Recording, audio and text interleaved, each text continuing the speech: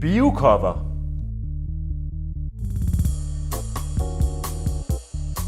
Virksomheden Biokopper har udviklet en innovativ teknologi, som gør det muligt at skabe en bæredygtig anvendelse af gylle som gødningsmiddel.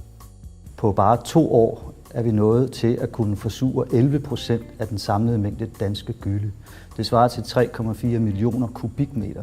Så jeg vil næsten sige, at det har været en revolution for landbruget. Og det er klart, at landbruget har store restriktioner i Danmark, og det vil sige, at man mangler kvælstof, og kan man udnytte den kvælstof, man har bedre, ja, så betyder det en bedre indtjening og samtidig et bedre miljø. Med Biokoppers teknologi vil dansk landbrug kunne reducere ammoniakudledningen med 15.000 ton per år, samtidig med, at landmandens indtjening forbedres. Jeg plejer at sige det på den måde, at vi er 27 millioner indbyggere i Danmark, men det er kun 6 millioner, der har toilet.